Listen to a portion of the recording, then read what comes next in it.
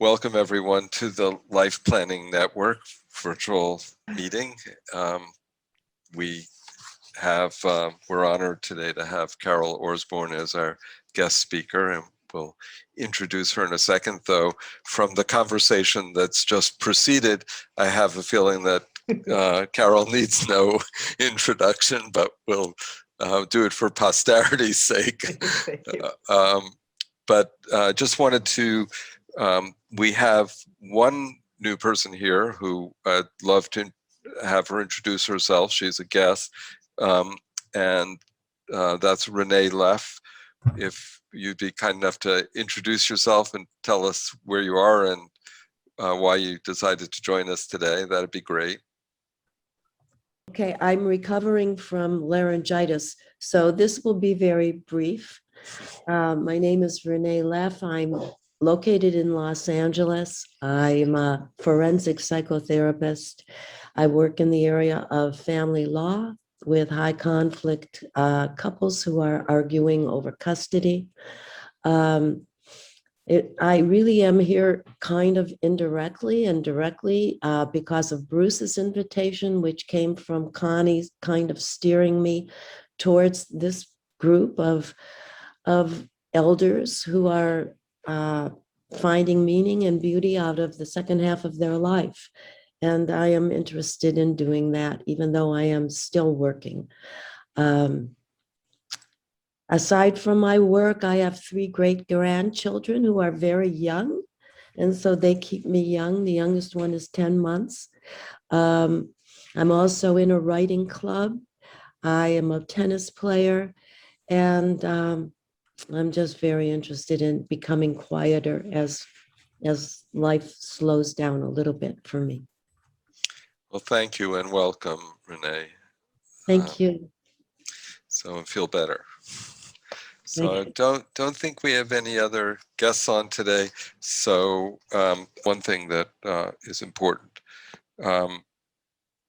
if anyone is interested in serving on the LPN board or working on one of the committees, whether it's membership or the connector or communications or fireside chats, please contact me and let me know so we can honor your request. And we're always looking for people to help in this collaborative endeavor, since it takes a lot of hands to lift this ship, and we don't have, there's Joyce, speaking of one of the hands that lifts the ship.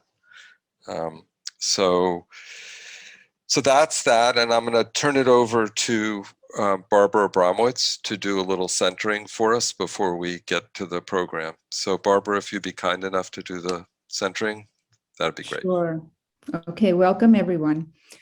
Today we're going to do a really short breath technique, and that's to bring us to calm and the present moment. So to start, just get into a relaxed position and become aware of the seat supporting you.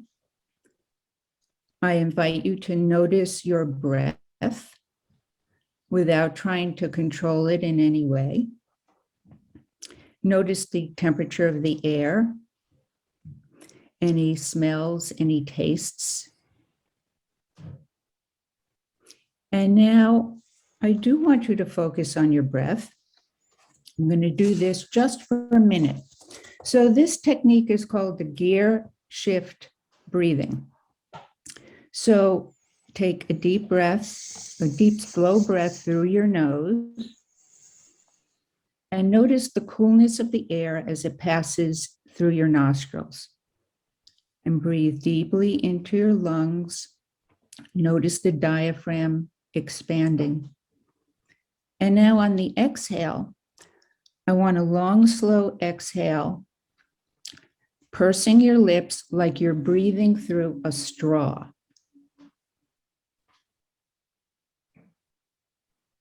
So again, it's a slow inhale through the nose and a long, slow exhale like you're breathing through a straw.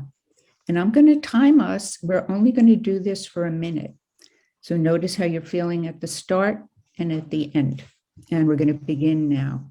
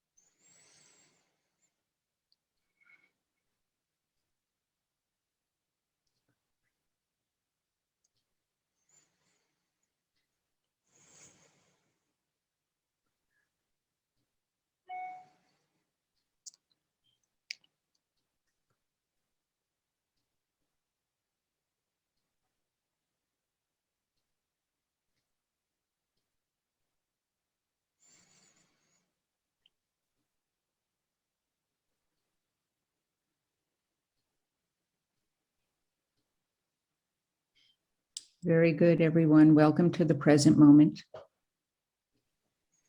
We look forward to the presentation today. Thank you, Barbara. Appreciate it. So, as I said, I have the feeling that Carol doesn't need much introduction, but in case anyone goes on and watches the tape who doesn't know her, they'll have this. So Carol is a recognized thought leader in the field of conscious aging, and she's the author of 30 books that have been translated into about 15 languages, including her most recent book, Older, Wiser, Fiercer, and the Wisdom Collection. That was prior to her current book, The Making of an Old Soul. Her award-winning book, The Spirituality of Age, A Seeker's Guide to Growing Older, was co-authored with Harvard psychologist and sometimes member of LPN, Robert Weber, and won the Gold 2015 Nautilus Book Awards in the category of Aging Consciously.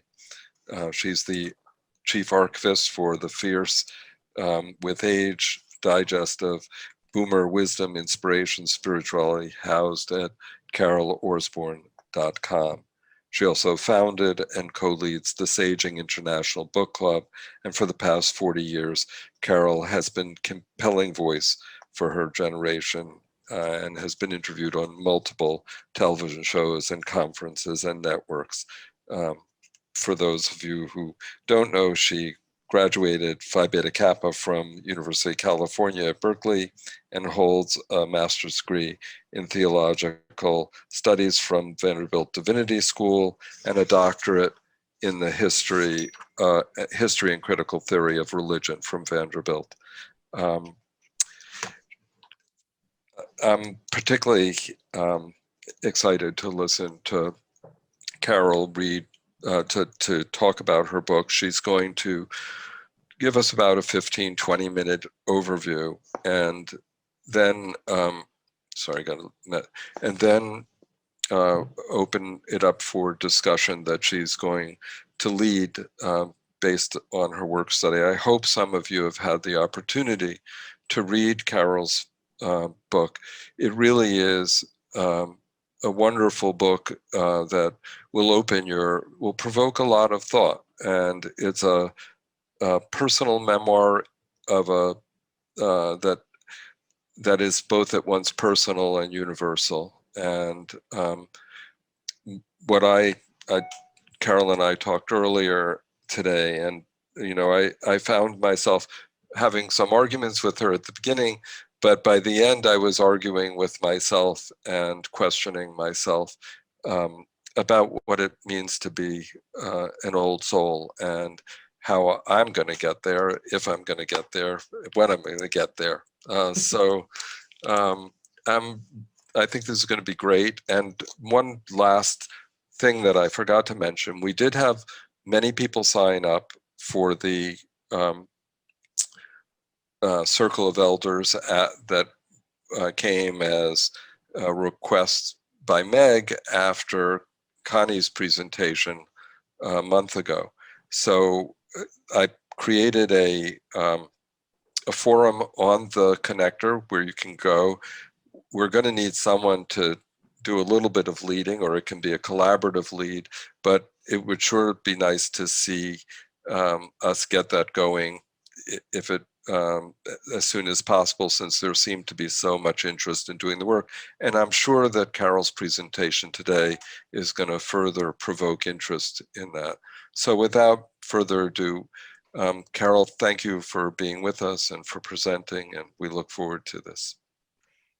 Thanks, Bruce, and thank you all. And I know for a fact that a number of you have bought the book, and I'm really pleased because as of yesterday, the book made it onto 3 Amazon bestseller lists, and some of them are obvious, having to do with aging, but for some reason it got onto the occult list, which, I mean, there are really no ghosts, there's no vampires, there's no Wolverines, just a good old-fashioned talk with God. So anyway, there I am on the occult bestseller list, and a new first for me.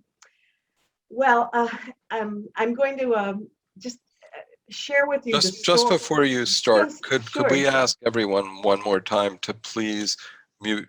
We should all be muted except for Carol, so that she doesn't get interrupted during this by banging of things and ringing of things. So unless it's a poltergeist.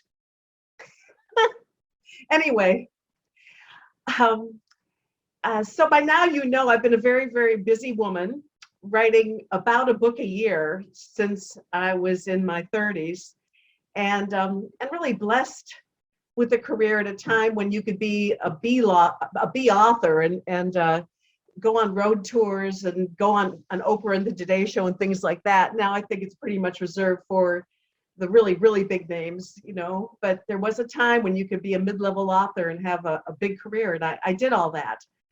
And my books from the beginning were really chronicling the life stages that we as a boomer generation were going through.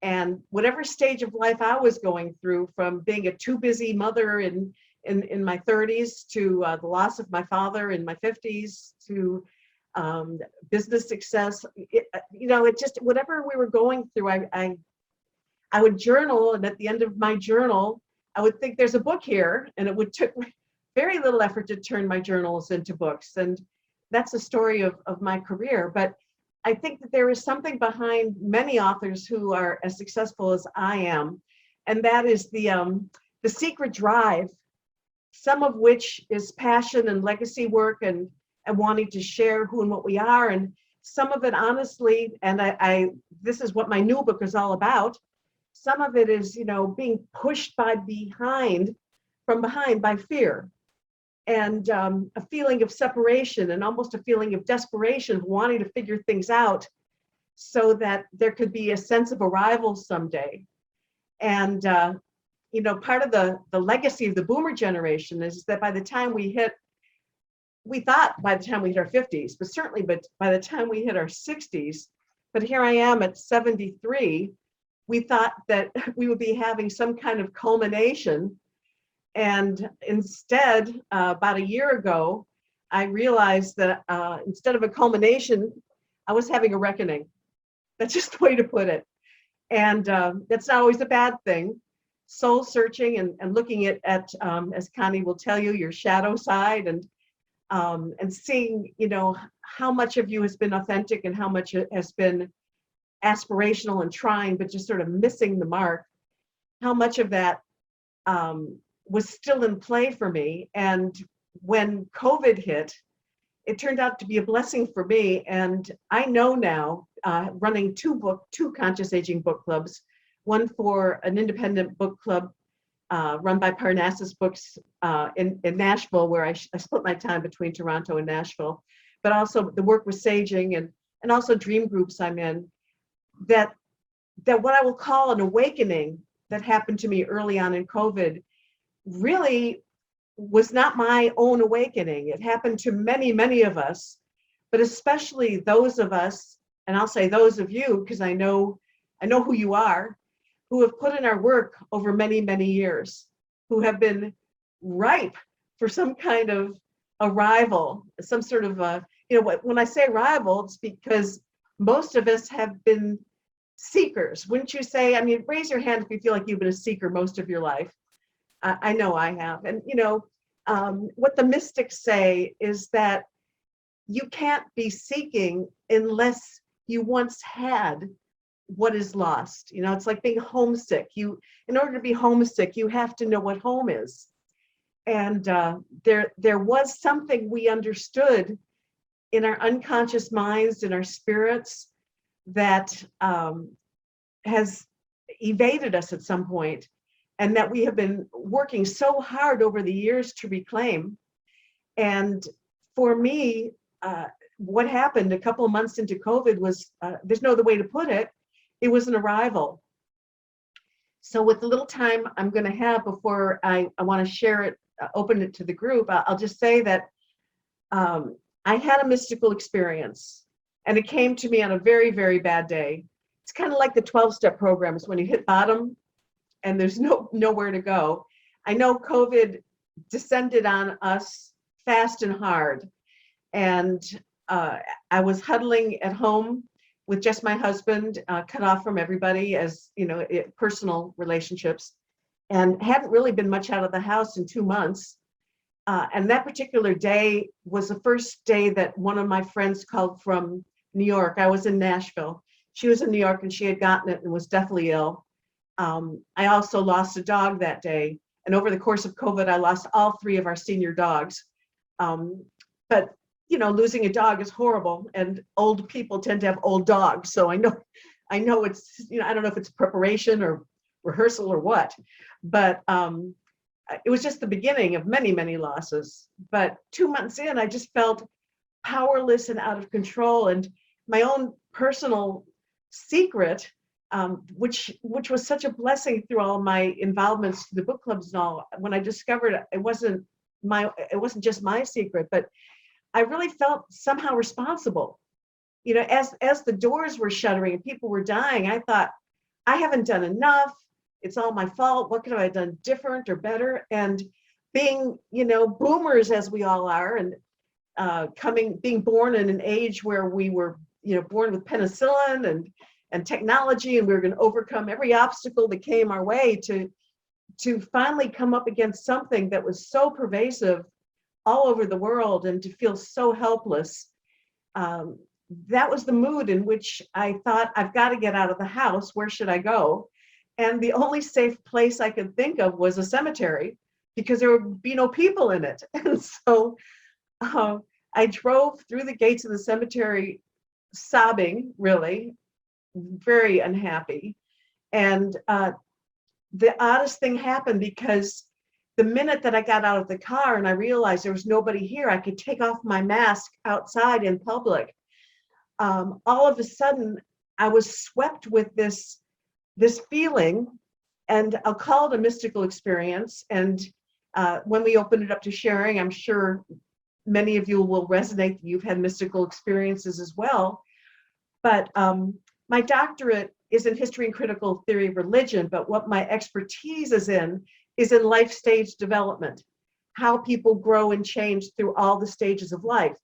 And I can repeat to you the stages based on Kohlberg and Erickson and Maslow, all of the greats in the social sciences and psychology and philosophy and anthropology. I mean, there's just a lot of work on life stage theory. And I'm also glad and proud to say that Gail Sheehy was a good friend before she passed, and a big supporter of my work. So I really had life stage theory down, but at that particular moment, what I was swept with is that everything I had ever taught or written about or experienced or thought about the stages of life had gotten it completely upside down.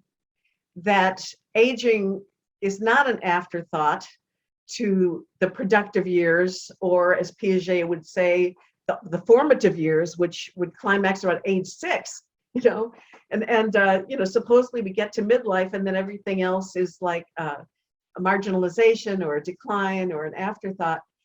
And I was swept with this understanding that what was happening to me and happening that day is that there was a shift of the polarities of my life, that all of my life to that moment, so 72 at the time, had been a push of fear, lacking things, wishing for things, aspiring to things, not being complete, seeking, that there was this like force field almost that had been pushing me all my life, that suddenly on the spot completely turned upside down. And suddenly I felt this, what had been a wisp prior to that. And I'm not a not spiritual person. I had done plenty of meditating and praying and all of that. And so I was aware of this pervasive field of love and I'd written and talked about it.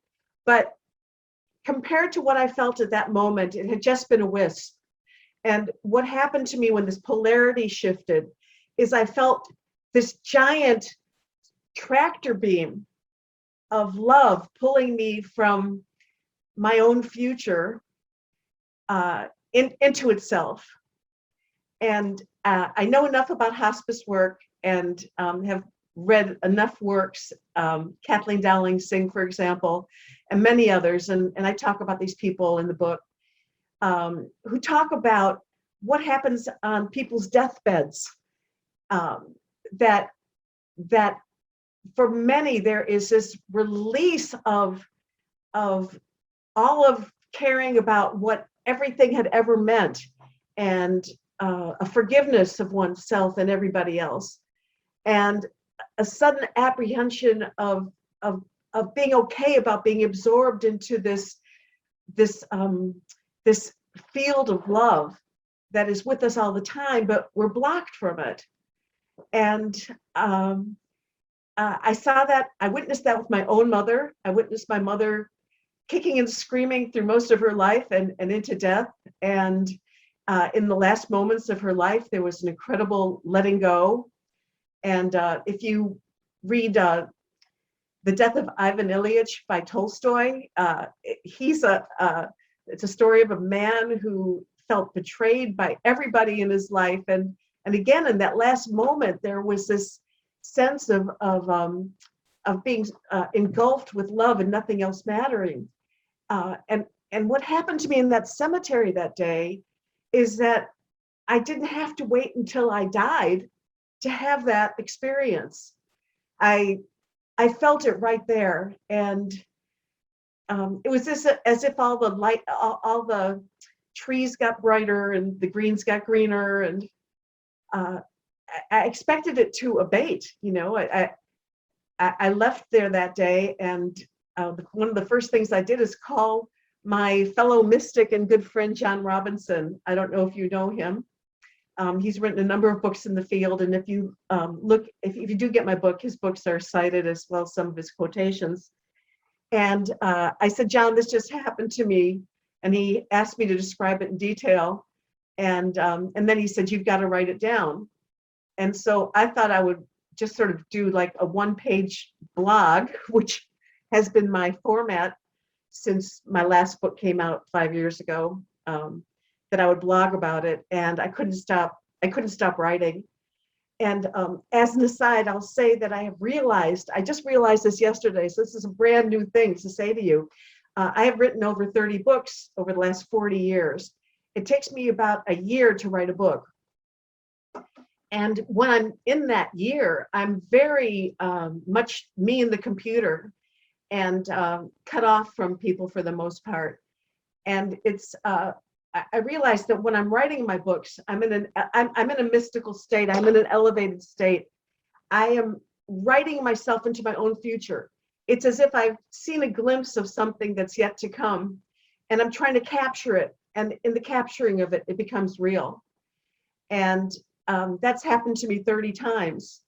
And all of a sudden, some of you before this started might have heard me saying that come January, I think I really want to spend a lot more time living as a mystic, living in solitude in the contemplative life. And all of a sudden I realized I got a shiver down my spine. If I've spent a year on 30 books, and each book was sort of an elevated, mystical, contemplative experience. That means I've spent 30 of the past 40 years as a mystic contemplative, and I hadn't stopped to realize that.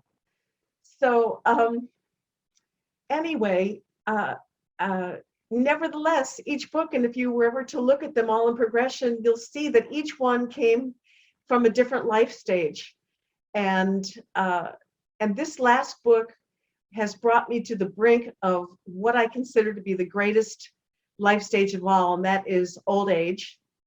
The potential of old age to be a stage in which all the masks drop away.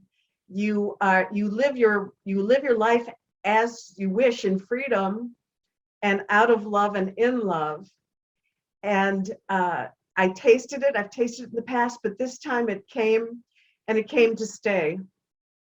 Not that I don't get triggered and that things don't still go wrong sometimes, but I have a witness in me now. Having had this experience, it's like a touchstone or a witness. And when those things happen to me, I cycle through them very quickly and don't hold on to them, and move back to the place that I call the land of old souls. And the progression that I saw, where I improved on the social sciences, I believe. And thank God I went to divinity school, and the dean of the divinity school loves me, because I really critique my entire education by saying that I think that academia goes very wrong by looking at the arc of life from the time of birth to the time of death. As part of this apprehension, this mystical experience I had, I realized that the thing that we're homesick for is what we experience before we're born, and that birth is a separation and a wound, and that all the masks that we put together are trying to cope and heal with this wound. And in our efforts to deal with coping with the wound, we make new mistakes that are new masks, and it gets thicker and thicker. And it's only when we hit bottom. And in my book, each of 11 life stages a chapter. So I have us hitting bottom, I think, around stage 5 or 6. And then it's about putting yourself together in new ways. I'm very influenced by the 12-step program. I can't say enough about it. And the one thing I will say about it is that the 12-step programs taught me, I think a lot of us go through life apologizing and feeling like we've done something wrong. As I mentioned at the very beginning, I kind of thought that COVID was my fault somehow. But really, I thought that everything that ever went wrong with everybody or anybody and the world was somehow my fault. And the 12-step program gave me an incredible gift when it taught me that you can't hold yourself culpable for what your unconscious mind is doing. Even if you've badly behaved or could have done more, this or that, you can only be accountable for what you're conscious of. And a touchstone for me in this book was Carl Jung, who said the most we can hope for out of our life in terms of progressing through the life stages is more and more consciousness. And so, that is really where I'm at now, is seeing my whole life as a progression in the direction of more and more consciousness, in the direction of what I will call a breakthrough. So I'm going to read you just one sentence, one paragraph out of the book, and then I'd love to hear if you have any questions or thoughts, and if not, I certainly have some for you. And by the way, I love that you're going into a conversation model around this stuff. I think we can't talk to each other enough about it. And I know for a fact that you all resonate with me. So I'm not sitting here in the guru model talking to you as if I've had something you haven't had. I just want to be really, really clear about that. I am talking to my peers with great excitement about what the potential of aging is showing to have for us. And so just one paragraph from my book. We who are growing old may appear to have been diminished by time, but you would be wrong. There are some amongst us not dulled, but burnished by long lives, twists of fate, impossible choices and grace, into something most unexpected. We have not just become old, we have become old souls. So I'm not sure if I took a breath that whole time. So thank God we started with the breathing at the beginning.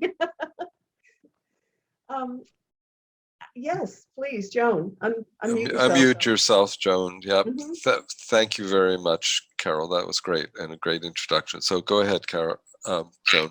Carol, I want to say that the reason I came on today was from that one idea that this is probably the best time of our life and the culmination. And I haven't heard anyone say that so clearly, really, of all the phase and everything I've heard about what we're supposed to be doing now, that this is, we know in Western society, people don't rever old people the way they do in Eastern society, but still it's beyond revering, it's a culmination. And I'm thrilled to hear that message. In fact, I think since I've heard that message this month, I went and picked up a thread that I had let go of a dozen years ago. I worked in Africa and the Middle East, and there came a moment when I just couldn't get on airplanes anymore physically. I couldn't do it anymore, and I stopped. But I realized that the world has changed, and I'm calling people in Africa and asking them if they want to do things about the pandemic, because obviously things need to be done about the pandemic in Africa. And I'm sort of lit up. I can do it without getting on airplanes, which excites me very much. But I also can do it building on a huge and deep network of people and programs and respect. So I love your thought that it's all been building towards this. And I also, the last thing I'll say, I love the whoosh of I do know the end of life stuff, but that the love whooshing through you, let's get that before the last 10 minutes. The full body experience of it. So thank you. Oh, that's awesome, Joan. I'm so glad. Yes, thank you. Any other comments, questions? Erin? Hi, this was great. Thank you. I am not hopefully in my end chapters yet, but who knows? There's no pre-written destiny, I guess. I have a couple of questions. One is as I learn through my practice over the last few years and I grow more into moments of getting closer to my consciousness, as we call it, it's hard to then step back into your fully human self. It's almost like you can't unlearn what you start to open your eyes to. And I would just love when you talk about really the last 30 or 40 years of your life really being almost full-time in this mystical state. Do you find it difficult to live I do believe we're all spiritual beings having a human experience. And do you find it challenging to live the human part of your life, like really deep human connections? Because I find the more I grow in my consciousness, the major difference I'm finding in my personal relationships. Great questions. First of all, while we talk about the latter stages being old age, they're life stages, and some people are prodigies.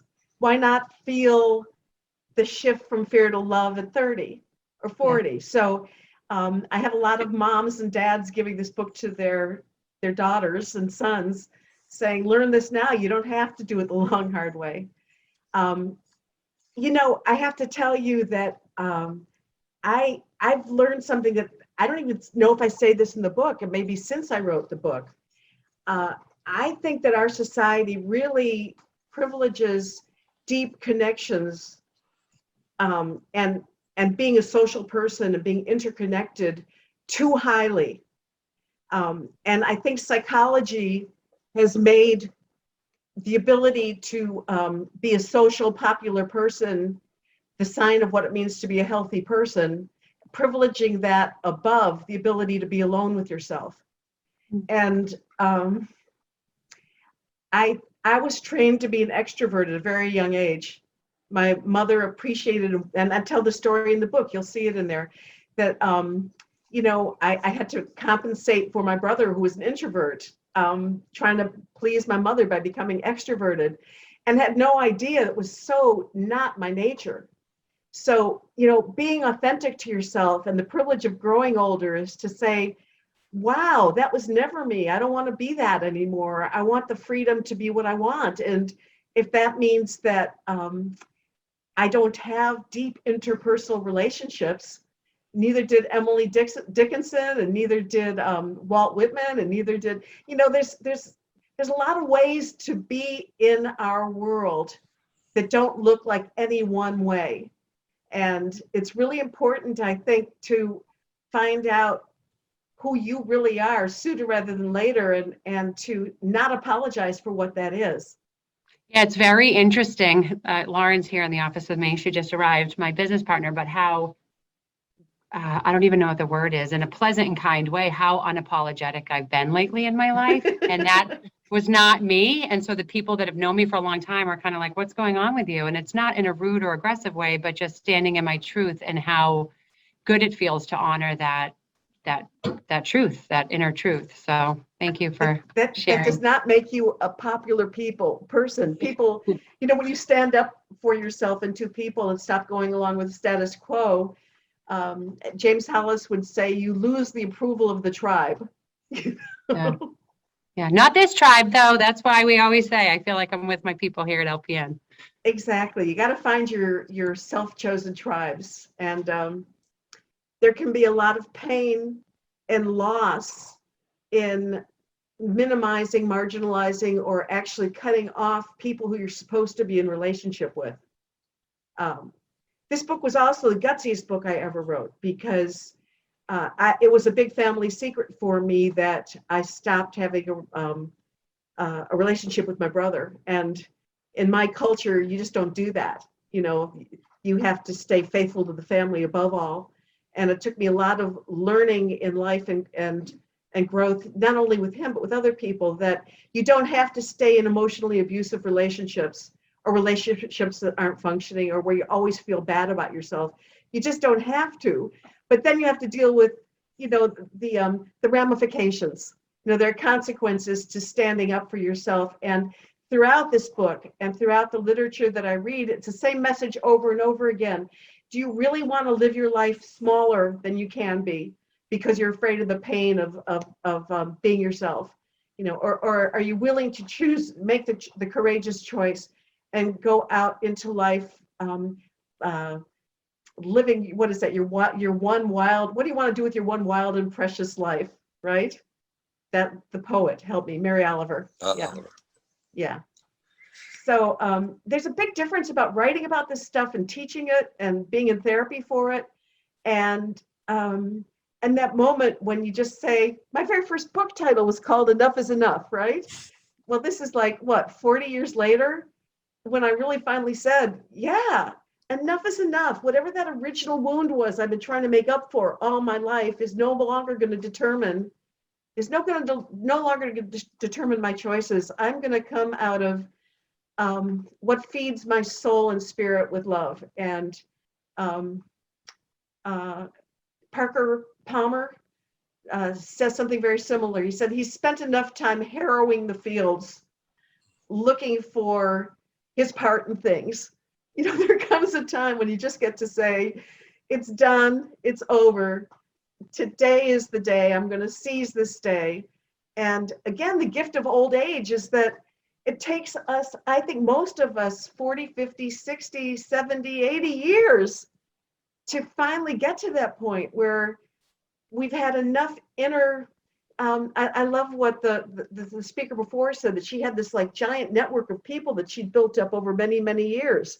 Well, we have this giant body, all of us. I can see your faces. Every single one of us has this like giant network of life experience, people we've met. On this call alone, I see some people I haven't seen for 30 years, and it's like, it all accumulates like water behind the dam. And when I went out into that cemetery that day and I took off that mask, it was like, you don't see the water behind the dam ready to break over until that last drop. And it can be something as simple as taking off a mask in a cemetery and feeling unmasked, just physically and emotionally. And that was for me the water over the dam. Meg has a question or a comment. Of course. Unmute yourself, Meg. Unmute yourself, Meg. Meg, you have to unmute yourself. You're still muted. Hold on, let me see if I can unmute you. I'm gonna There you I are. said I had one comment. Now I have about 50 after this. And I won't do that. I don't know what to say because everything that gets said stimulates a thought.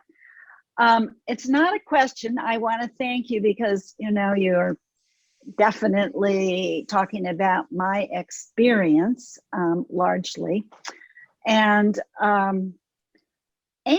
I like that you made it staged, not age, because Erin is a good example. And I want to go meta in a minute, but I think more and more young people are coming to this understanding, younger people, and not taking 80 or 70 years to get there. On the other, I also remind me to talk about how you combine the mystical and the daily, and because I think it's both and. You don't have to say that it's one or the other, and I think you know that too from your experience writing. I also wanted to mention that there is a little bit of literature that talks about the spiritual gifts of aging, of old.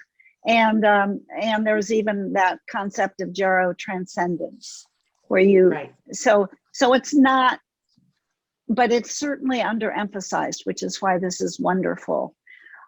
And the last thing I will just mention is, the combining, yeah.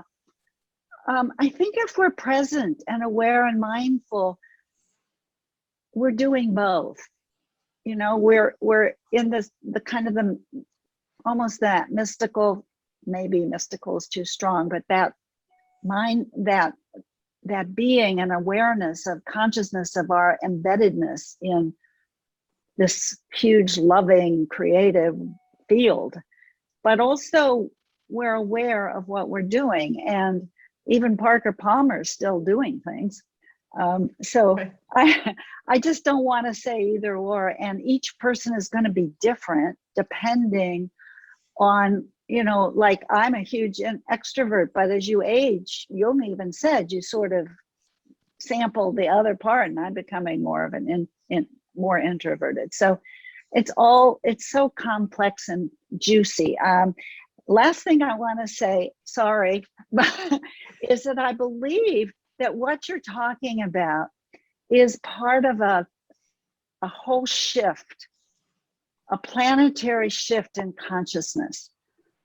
And it's all of life, but there's an attempt, I think, for humanity to shift enough so that we don't destroy ourselves and much of the other world.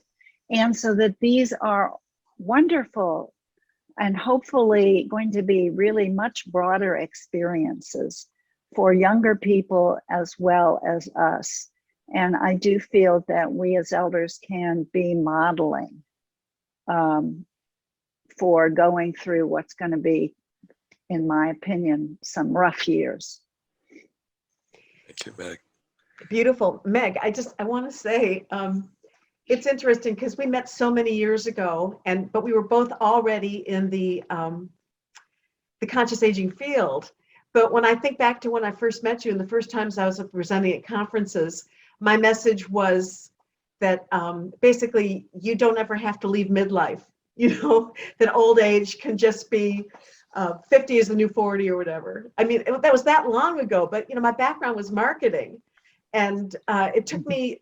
And marketers want that message. Marketers want to think that 60-year-olds are still going to consume like 40-year-olds, you know. It took me a long time to grow out of that into this place that you're talking about, to see that it's not just about older people aging positively from the point of view of continuing to act like we're middle-aged or at the peak of our productivity or whatever. It's something brand new. And there's never been this many of us, this educated, who got started on spirituality at such a young age all over the world, and who are undergoing a crisis, hitting bottom all at the same moment. And while I wish that there was some other way to get to where you're talking about, I do believe that there is a shifting consciousness afoot. And those of us who have a shorter runway may not experience it, but I think our daughters and the younger people who are watching us, you know, we're lighting up like light bulbs, you know, and my daughter is going to have a very different experience of me aging than I did of my mother. I know that, and that's got to be impacting her too. So I'm excited about the future at a time when it doesn't make rational sense to be excited about the future. I couldn't agree with you more, Carol. I think the collective consciousness and the ripple effects into the energetic universe is absolutely amazing. We are, I think it's been documented. We're in an awakening period. You know, I definitely have a few of my children that I think were sent to be the light here, that they've been my teachers for sure. One is and one, well, never mind. Yeah. But I think when you said something in the beginning, I think it's that global empathy, that when you felt like everything was your fault, or that like you were in control or whatever, it's your connectedness. I think that when we are consciously connected to the larger consciousness, you're more sensitive to those feelings. And what a beautiful gift you've been given to be that empathetic, when most people, I think, just are so disconnected and have that wall up that they don't feel part of the larger circuit, you know? Good point. And it is true that as older people, we have the choice to become empathetic and enlarged, or to shut down and become, you know, self-focused. And I've seen both happen, you know. Yes, Mary. Yeah, Carol, I'm wondering if you've thought about, I would imagine you have, about how this all applies to people who are less privileged. I feel like I am very privileged, and as I look around this room, this Zoom room, I feel like I'm surrounded by many very privileged people in general, and that's a generalization I'm making, but I'm wondering what your thoughts are about less privileged people, and what the impact is on us being more privileged. Well, the social sciences would teach us, AKA Maslow, that if you're dealing with survival issues, you're not in the space that I'm talking about. And I understand that, and I know that there are people that are struggling, and emotionally, psychologically, financially, always. But I also have had as role models people who you would consider to be incredibly disadvantaged, either through physical tragedy or financial distress, and it brings them to the brink of the experience that I'm talking about in the unhappiest ways possible. And yet I've seen those people, and I bet you all have too. I call them, they become old souls out of the worst circumstances, and find a place of equanimity. I think here, nobody was more privileged than Ram Dass. I understand that, but let me just give you as an example, because here he was a spiritual master and teacher for so many years, but it wasn't until he had a stroke and was completely dependent on everybody that he realized that he's nothing. I mean, it took that for him to realize that he's nothing. And what he meant by that, and this book goes through this in pretty good detail too, is that when we're coming out of our egos and we think we are something, or we're doing something important, or we're trying hard, or, you know, it's meaningful what we're doing, any of that, we're coming from a lower place. The people who truly are the true teachers are living by example, because for him, when he became completely incapacitated and could no longer speak for himself, he relinquished his sense of individuality from the greater whole, and he became part of this field of love. And I tend to read the books. There's another book that I'm reading right now. I'll get you his name later, but it's a monk who leaves his monastery where he's already poor and impoverished, but he decides to go out into the world with nothing, and he gets almost dies from it, but he also becomes enlightened. So, in spiritual history, there isn't that same dichotomy you're talking about. Carol, I also wanted to say, and Bruce, this may have been an LPN event, this happiness studies, so many happiness studies that have been conducted around the world have nothing to do with financial wealth. The happiest people are usually the most impoverished, but the two things they have in common are deep family connections and relationships and spirituality. And that the common denominators for well-being aren't always of privilege. Good point. Just before I want, Connie, you and I have a mutual friend. Many of us are friends with Rick Moody, and I did a discussion with him for the launch of my book, and we got onto the subject of being a nobody, which Ram Dass is really big on. And you'll appreciate this, because Rick Moody said to me, it's easier to be a nobody when you're Rick Moody or Carol Orsborn than it is if you're Ram Dass. So he's had a greater spiritual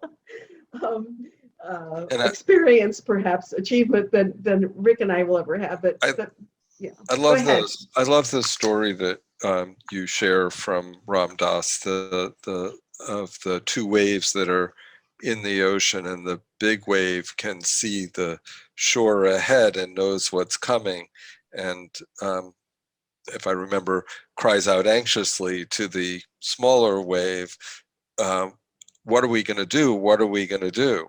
And the smaller wave answers, I have 6 words for you. And the 6 words, so the big wave says, what are the 6 words? And the smaller wave says, you're not a wave, you're water. And something close to that. And I love that. And I thought that actually also felt akin to your message that we're not in this alone, that we're all going to break upon that shore. And we're all going to, if we're lucky, come into some wisdom of how to experience love in this life. But I think there's a lot of value in that little story that Ram Dass told. So, Karen, and I think Connie had something to say, and Mino also. So why don't Karen, then Connie, then Mino. Thank you, Carol. Just fabulous. And I don't know you, but I have seen you and heard you and deeply appreciate what you're doing. And I've seen you, and so I feel like I know you. I don't know where we've been online together or something. But thank you. It's a hard thing, I think. I wanted to say, in terms of Ram Dass, that I had the opportunity to be in Hawaii some time ago, and he had his stroke, and he had caregivers, and many of us were there and sat around in a circle, and he didn't say a word. He didn't do anything. He didn't activate anything, none of that. What he did was sit there, and he moved his head to connect with each and every person. And every single person there had tears streaming down their face. So the sensation was this field of love, and it was very, very strong. So I just want to say that was a wonderful sensory experience. I had 2 curiosities. One is, and I don't know if we have time to talk about this at all, but we have as much time as Carol will provide, and we're willing to stay here. So. Okay, well, I'm having fun. Is this idea, you've said the word several times, but I'm really taken with an old soul coming into freedom. And I heard just at the beginning, before the meeting really started, you talking about saying, no, I'm going to say no. I'm not doing anything anymore that I don't want to do. So I didn't know if freedom was connected with this all-pervasive love and non-doing and being, and what you would have to say about that. Great question. Well, first of all, I am no guru. I'm not even a Ram Dass. I'm really not. What I've achieved out of that experience, on top of 70 years of personal growth work, is that I no longer identify with the negative voices in my head, but they still talk to me and say crappy things. And so what I've learned, though, is for me, going to bed at night is when I hear the voices. I actually visualize putting the voice in a body and kicking it out of the bed. So, that's as much freedom as I have. And I don't often catch myself so identified with those voices that I don't realize that they can be kicked out. You know what I'm saying? When I was younger, I actually had voices in my head until recently that were considered to be positive voices, that were always figuring things out and coming up with good ideas and just busy, but they weren't the bad ones saying you're responsible and you're bad. They were wonderful voices saying, here's how you can solve this problem. But for me, freedom is to say, they don't belong in bed with me when I'm going to sleep. It's like if I want to have a good session with myself where I think something through, I want to take the time aside and say, okay, I'll think about it this hour. But if I'm thinking about how to solve whatever problem, and I still have problems, exactly the same number, but I can now put it aside and go for a walk. And what I said about marketing is I didn't market this book very well. I really didn't, because I would wake up every morning and think I need to go make some phone calls. And I'd make my first phone call and usually got shot down because I'm not part of the tribe. I'm just not with this book. And then I'd think to myself, well, do I want to make the next 10 calls? And I'd say, well, I could do that, or I could go out and walk amongst the trees, because after that experience in the cemetery, the trees started singing to me. I literally feel the leaves as if they were singing. And again, in that conversation with Rick Moody, he quoted Rumi to me, and Rumi said the same thing. It was about the reeds whistling to him or something. But, I think that there's enough mystics out there that are having these experiences that I wanted to have too, and I couldn't make them happen. I didn't know how to make myself into a spiritual mystic. I just didn't know how. And so actually the other through line on this book is that there is something more. I mean, all the scholars that I respect, like Whitehead and William James and Erik Erikson and many others, Rudolf Otto, they always say, it's like after you've explained everything away through history, psychology, anthropology, the social sciences, the physical sciences, yet there is something more. And thank God for divinity school, because that's where I encountered, that was the only place in my doctoral education where there was any kind of like a glimmer of for the future of what I wanted to find. What is that something more? And the very last thing I say in this book is, you can't go out and make a mystical experience happen. All you can do is be a seeker, open yourself up to it, and let yourself, be a truth teller. Feel your feelings when things are bad, and tell the truth about yourself, and seek help, seek company. And then maybe, you get to be old enough where you have an experience like this one. And I bet, but I'd like a show of hands, how many of you had a mystical experience? Okay. And how many of you have had that experience later? Maybe you had it earlier in life, but how many of you had new levels or new experiences that you would call mystical later in life? Awesome. So, it's going to be commonplace, I think. And thank you for saying all that. So goodbye, Barbara, an old friend. Connie, were you going to say something? Connie, do. Thank you, Carol. You know, our messages are so aligned, even though our language is so different.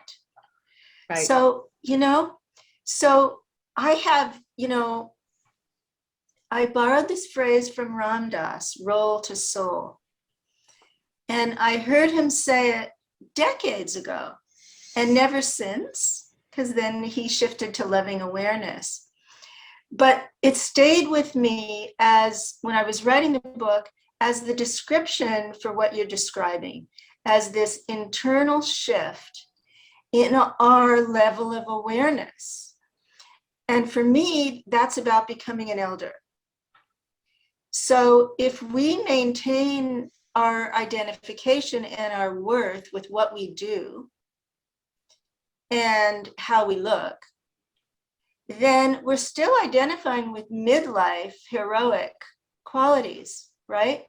And it sounds to me, if I hear you correctly, is that your identity shifted to your spiritual, your essential spiritual nature and connection to something larger than your ego.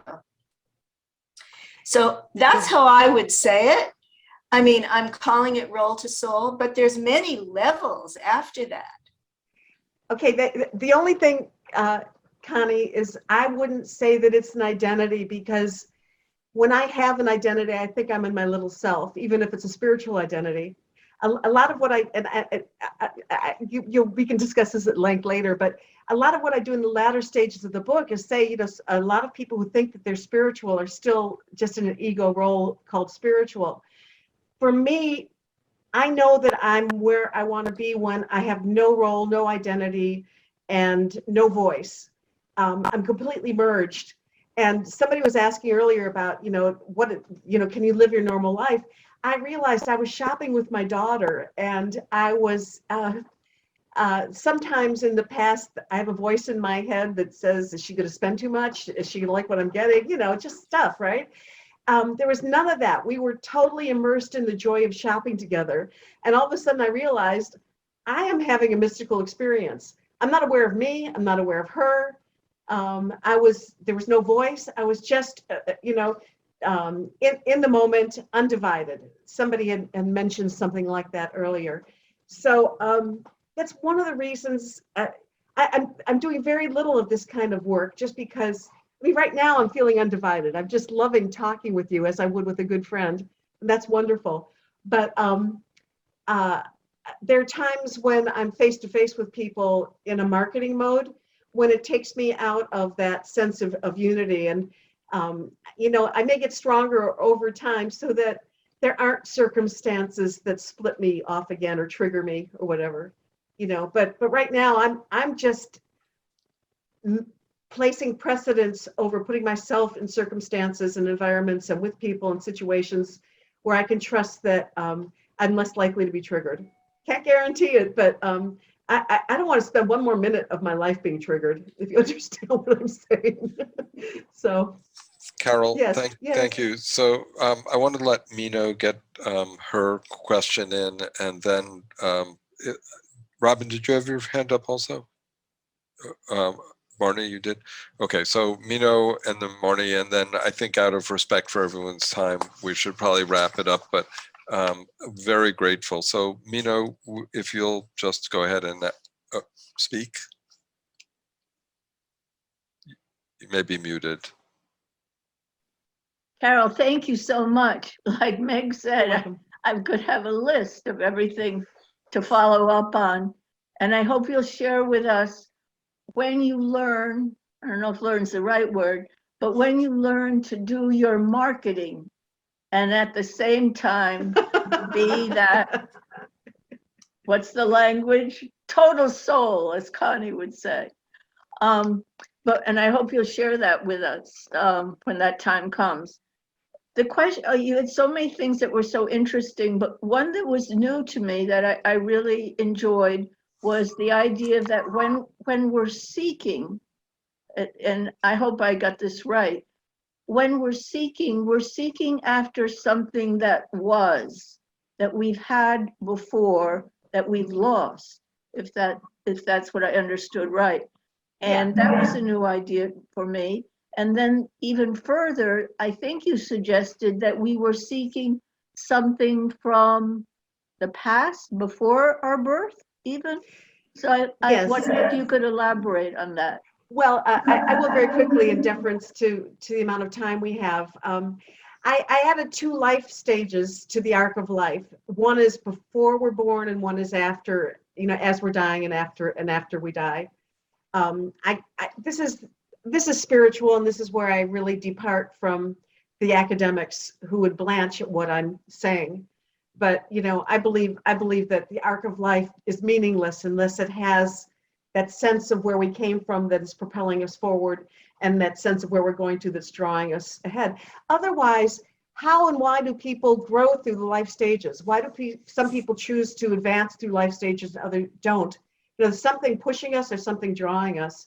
The book, I'll give a little plug right now. When my book hit 3 bestseller categories, my publisher fulfilled a long-standing request of mine to make it available on flash sale for 99 cents. And it ends at midnight tonight. So if you haven't bought the book, there's no barrier, I hope. Go to Kindle, and the book is hopefully still available for 99 cents. Amazon is mysterious and my publisher is mysterious. But I have been assured that it will not be available after today at that price again. So again, I hope you will go and read the life stages and my rationale. And by the way, I'm half scholar and half mystic. So there's a lot of scholarship in the book, a lot of solid scholarship. And somebody else was going to have the last question. Marty, we're going to give you the last question. Well, I didn't really have so much of a question as that I was really excited to hear you live here in Nashville, because I'm the only Nashville person here at LPN. So have a cup of coffee with me when you're in town. Absolutely. Well, and I also am a mystic. I don't know about scholar part, but I've graduated from St. Louis University with a BA in theology and divinity school. Well, so we have some parallels. Totally. And Parnassus Books hosted the Conscious Aging Book Club for the last 2 or 3 years. I don't know if you came to any of those, but there's no, I hadn't. But I will from now on. Marnie, there's several hundred old souls on fire with life in Nashville. Great. Well, just want you to know. Like everybody, I've been kind of locked up in this house for the last 5 years. So yeah, I'm beginning to get back out again. So great. Watch Parnassus for when we get going again. They're amazing people in Nashville. I will. Well, thank you. It was a great conversation. It was a great conversation, and deeply appreciative. It felt like a bit of a braided meditation. An extended meditation from reading the book. So I hope that everyone who is on here will consider joining the Circle of Elders, where this work and the shadow work will weave together, and we can continue this really important and useful conversation. We can't thank. Can I have a final word, Bruce? Go ahead. Somebody asked me about marketing. I'll just say one more thing, which is I'm already moving into that mystical state about marketing, because what I realized for myself is that I just don't want to make things happen. I don't want to put myself out there to ask for things where people say yes or no. But I am completely open, you should all know, to anything you might have in mind for me. And if it sounds good, I'll say yes. And it's just a different orientation. I was a PR marketer all my life, and this is just a different orientation. And I've already said yes to some things that are going to be just a ton of fun. And, this is, I realize this is my legacy and this is my service. And if it feels right, I'll do it. And I hope you feel the same way in terms of your gifts, that no black and whites. No, I won't do this anymore. I'll never do this again, or I'll always do this. None of that. That's I'm moving into a new phase of my life, and that's what I call the freedom of being an old soul. Well, that's a fantastic punctuation mark on everything. And so, as I said, we'll be in touch. I wanted to say that since we joined in partnership with Pass It On Network, Pass It On Network has a meeting that we're welcome to join on the Global Pioneer, and we can pass that along, on promoting intergenerational dialogue, and that's on November 15th. So if perhaps you want to join that, go click on the Global Pioneer or ask me and I'll send you a link, or go to passitonnetwork.org and you can sign up there, I'm sure. And I know that there are several other members of LPN that will be on there. And also on Saturday, Jan Hively will be speaking from 4 to 5:30 on the Saging Conference at the annual Aging Women panel. So be sure to tune in to Jan at that. So without anything further to say for now, thank you all for joining us. Thank you very much, Carol. Wonderful. Thank you. Thank Bye, you, all my Bruce. friends.